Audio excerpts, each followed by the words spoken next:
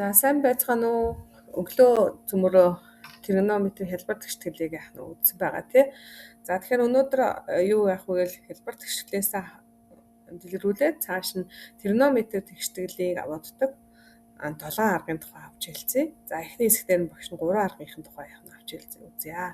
За бид нар өглөө синус x тэнцүү а маань а нь хасах нэгээс нэмэх нэгэн оронд байх үед шийдтээ нэм хас нэгээс дээшээ доошоо байх юм бол яах нь шийдвэ гэж утсан. За ингэхдээ зөвмөрөө а тэнцүү нэгтэй тэнцүү бол пик байх нь 2 дээр нэмэх нь 2 пк. А нь хасах нэгтэй тэнцүү байх юм бол хасах пик байх нь 2 дээр нэмэх нь 2 пк. А нь тэгтэй тэнцүү байх юм бол пктай яах нь тэнцүү гэсэн юм 3 онцгой тохиолыг авч утсан. Дахиад нэмэх хасах нэг тэгтэй хэрвээ тэнцэхгүй байх юм бол синус x нь хасах нэгэн k зэрэг дээр нэмэх нь арх синус а нэмэх нь pk гэсэн ийм ерөнхий шийдтэй наа гэж авч үзсэн. За тэгвэл энэ тохиолдолд жишээ болгож үзье. Зөвмөрөө синус x нь 2-1 тэнцүү үйт. Тэгэхээр 2-1 гэдэг маань нөгөө манай а маань шүү дээ. Тэгэхээр нэмэх хасах нэг тэг 3-та тэнцэхгүй. Тэгэхээр ерөнхий шийдийн тохиолдлоор яа гэсэн авч үзэн гэсэн үг байна шүү дээ, тийм ээ. Тэгэхээр эндээс хасах нэгэн k зэрэг өрчих нь арх синус 2-1 нэмэхэд pk. К гэдэг маань одоо нэг үе давтамжаа ярих нь шүү дээ. К тэнцүү 1 байх юм бол 1 давтамжтай. К тэнцүү 2 байх юм бол 2 дахин 2 дахь давтамж нь эхэлж байгаа гэдэг ч юм уу тий. За арх синус функц маань бол тоо градус руу шилжүүлэх. Өөрөөр хэлбэл эсрэгээр нь ярих юм бол синусын хэдэн градусд 2-1 вэ гэж ойлгох нь шүү дээ. Тэгэхээр синусын 30 градусд 2-1 байдаг. Тэгэхээр арх синус 2-1 маань 30 градус буюу пик бахан 6 дээр байна. Тэгэхээр манай шийд маань x тэнцүү хасах нэгэн k зэрэг чинь пик бахан 6 нэмэх нь pk гэдэг шийдтэй байх нэ. За хоёрдугаар жишээ маань синус за тэгэхээр синус квадрат x-с хасах нь 2 синус x тэнцүү хасах 1 байх нэ. Тэгэхээр энд бол одоо нөгөө өмнөх хялбар тэгшлээ бодвол ингээд зэрэгтэй ороод ирлээ. 2-3 ийм нэмэгдэхүүнтэй болчлоо тийм ээ. Тэгэхээр ийм бодлого яаж бодох вэ гэвэл ямарсан бүгдийг өвшөө оруулъя. Тэгэхээр синус квадрат x-с нь 2x синус x нэмэх нь 1 боллоо. Тэгэхээр эндээс явгууд бүгдээрээ ийм синусаар илэрхийлэгдсэн учраас синус y-ийг x-ийг y-г орлуулчих. За тэгэхээр юу болох вэ гэвэл синус квадрат маань y квадрат болно. Тэгэхээр y квадрат хасах нь 2 y хасах нь нэмэх нь 1 боллоо. За ингээд квадрат тэгшгэл рүү яах нь шилжчихлээ. За тэгээд дискриминатороо бодоод y-г 1 2 олсон чинь давхацсан нэг шийдтэй буюу y-г 1 боллоо. Тэгэхээр эндээс манай шийд маань бол 1 биш шүү дээ. Энэ маань y-г 1 байгаа байхгүй. Бид нар одоо синус x-ийг олох гэдэг байгаа ш градусаар утга гарах хэрэгтэй. Тэгэхээр синус x-ийг цөмөрөө 1-г орлуулсан юм чинь синус x тэнцүү 1. Тэгэхээр энэ маань нөгөө онцгой тохиолдол болох нь шүү дээ. Синус x нь 1-тэй тэнцүү байхад пик баах нь 2 дээр нэмэх 2 pk буюу x тэнцүү пик баах нь 2 дээр нэмэх pk-га ppn гэж өчтэй.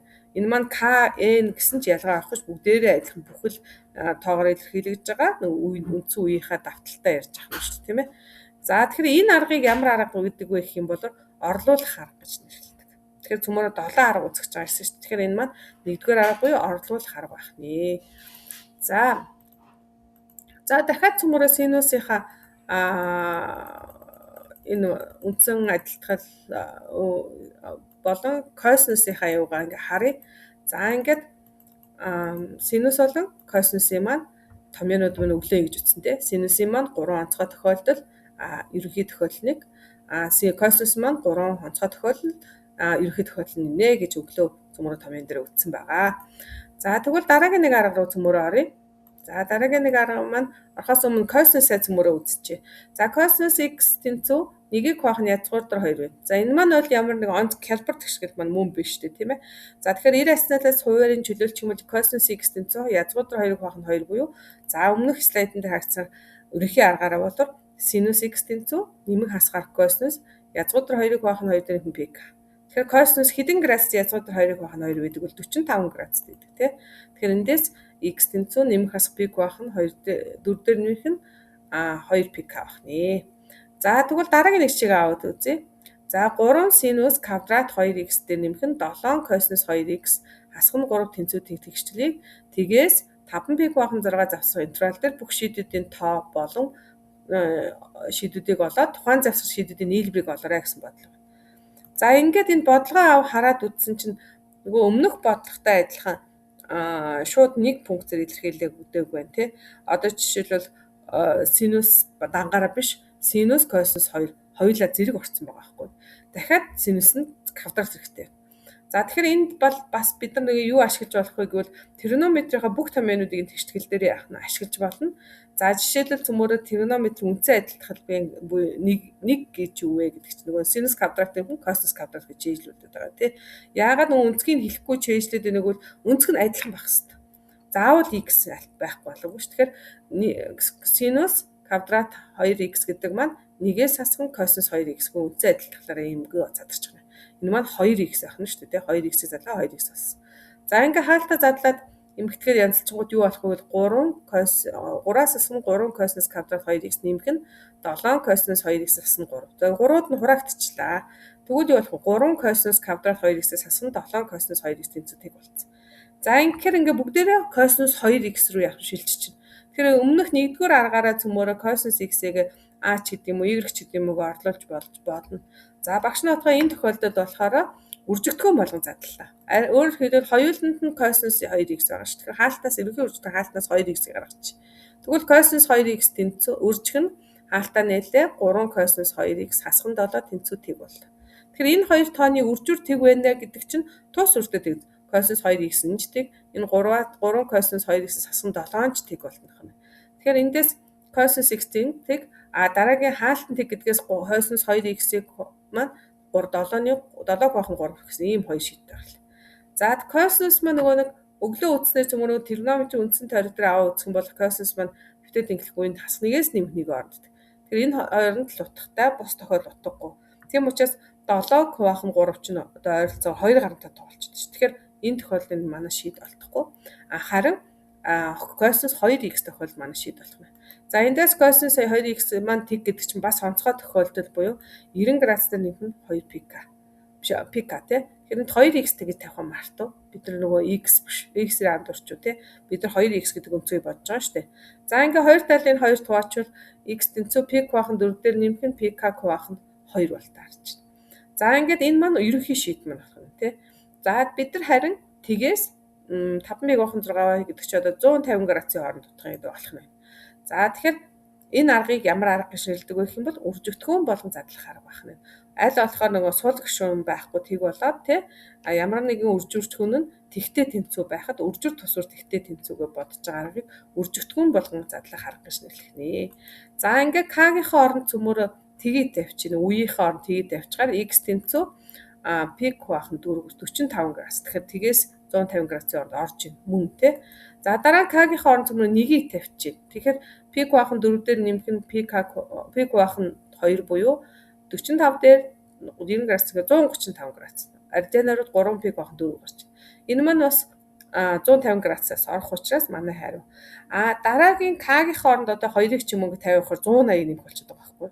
Тэгэхээр энэ угаасаа манай завсарт орохгүй юм чинь энэ хоёр хариул манай завсарт ордог байна. Тэгэхээр эндээс π бахан 4 дээр нэмэх нь 3π бахан 4 нийлбэрийг олох гэсэн учраас олъё. Тэгэхээр эн чинь 4π бахан 4 буюу π гартай байна. За ингэж бодохын аргыг үржигдэхүүн болгон задлах арга гэж нэрлэх нэ. За дараагийн тохиолдлыг үзэхээс өмнө тангас катангсын яах нь утгаа үзье тий. За тангас x гэдэг маань за нэгж тойрогтой цөмөр аваад үзье. За нэгж тойрогийнхаа энэ бүтээт тэнхлэгийн яг нэг зэг гэсэн цэгийг дайруулад шулуунаа татчих тийм ээ босоо шулуун татъя. За тэгэнгүүтээ босоо тэнхлэх дээр нэг а цэг аваад а гэсэн цэг аваад түрнийга нөгөө саний боссон бүхэн төлөвлөлтөйгөө огтлцуулч. Тэнгүүд энэ огтлын цэгийн дайруулад координат ихэд дайруулаа ингээд татах юм бол энд нэг координат авахад нэгж тойр дээр нэг альфа онцг үүссэн гэж нэрлэе. За тэгвэл альфа онцгийнхаа тойргийн төвөөгөө о гэж тэмдэглэчээ. Харин энэ нөгөө перпендикуляртай огтлцож байгаа энэ цэгийг d нөгөө тойрог дээр байгаа огтлцоо цэгийг а тойргийн сүр дээр байгаа c энийгээ b гэж тэмдэглэчээ. За тэгэхээр цөмөр тангас гэдэг утгыг олох гэдэг байгаа шүү дээ. Тангас гэдэг утгыг олохын тулд цөмөрөө яана гэсэн үг. Нөгөө нэг тодорхойлж зороо насан катетыг яах нь эсрэг катетыг гертнууд насан катет харьцуулна шүү дээ. Тэгэхээр цөмөр энэ альфа онцгийнхаа хувьд за эсрэг катет гэдэг маань энэ AC нэгж тойрог дээр бол AC-г насан катет буюу ОЦД хуваасан маань тангсын харьцаа болно. Нөгөө талаар тэгшүүнцэд гурвалжин дээр дандаа тригонометри харьцаа биелдэг юм чинь BD гэдэг чинь одоо энэ улаан төрхнөсөртэй BD-г бас яах нь ОБ төвчсөн харьцаатай бас яах вэ? Энэ хоёр харьцаа маань хоорондоо яах нь тэнцүү болчлоо. За тэгвэл AC гэдэг маань бол нэгж тойрогдрол синус альфа гэдэр хэлнэ.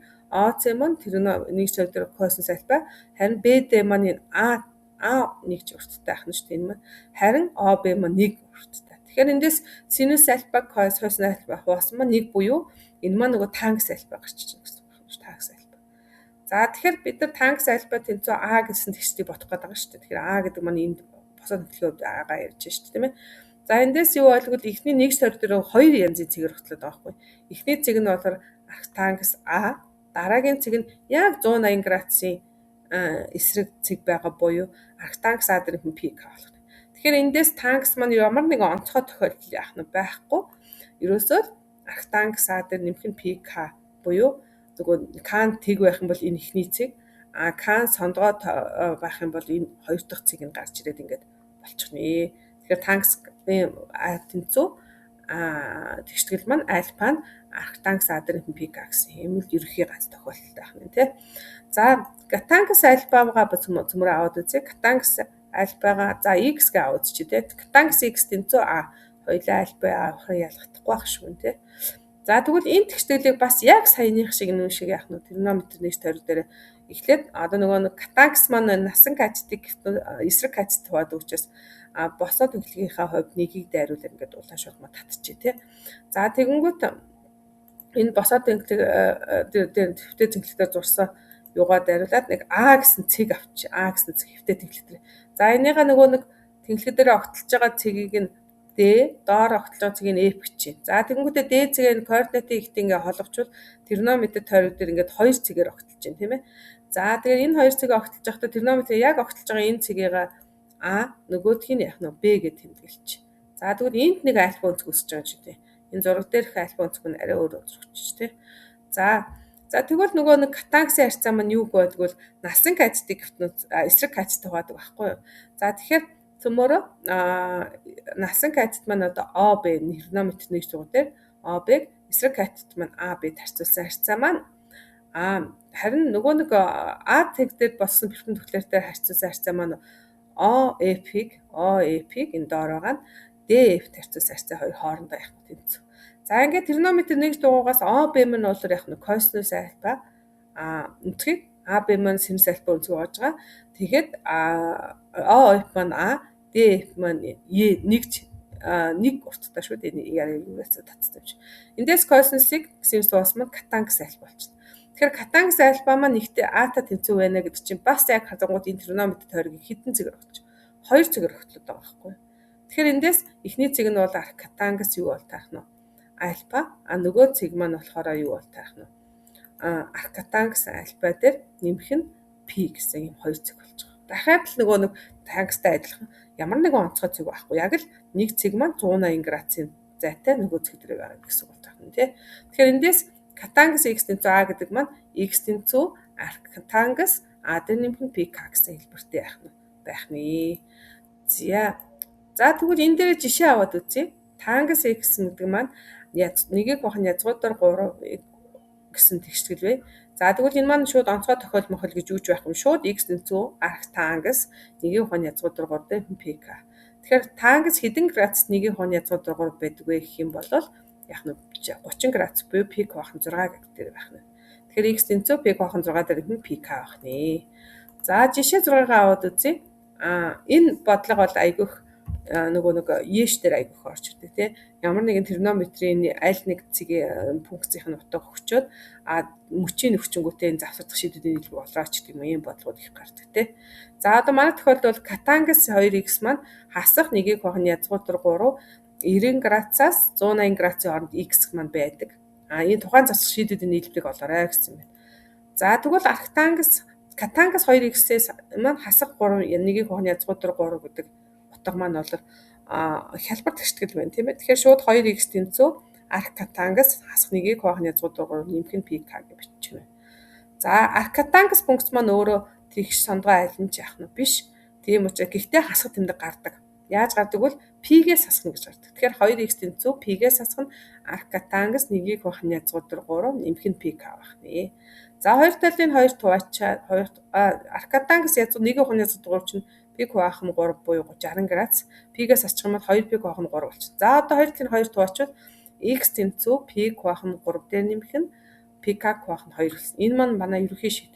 За одоо энэ 0-аас 90-ээс 180 градус шийдүүдийн болох ёстой тий. Тэгэхээр К-гийн орн 1-ийг тгийг өгч. Тэгэхээр пик хуваах нь 3. Тэгэхээр 90-ээс бага градус учраас манай шийд яах нь биш. Харин К тэнцүү 1-ийг өгч. Тэгэхээр пик хуваах нь 3 дээр нэмэх нь пик хуваах нь 2 буюу 5 пик хуваах нь 6. Буюу энэ чинь хэд гэсэн үг 150 градус гэсэн. Тэгэхээр манай завсарт мөн байх нь. За К-гийн хооронд 2-ыг өгч. Тэгэхээр пик хуваах нь 3 дээр пи буюу 180 дэше гарчиж байгаа байхгүй. Тэгэхээр энэ завсарт юус ганцхан шийд байдаг юм ээ. Тэр нь 5 пик хуваах нь яах нь 6 гэсэн шийд байдаг байх нэ. За ингээд цөмөрөө юу яах нь тригонометр тэгштгэл бүтдэг 7 аргынхаа яах нь 2-ыг аваад үзчихлээ. Мөн тангс катангсынхаа хялбар тэгшлийн утгыг аваад үзчихлээ. Дараагийн удаад үлдсэн аргуудаа цөмөрөө яах нь авч үзье. За дараагийн удаа хүртлээр түр баяртай.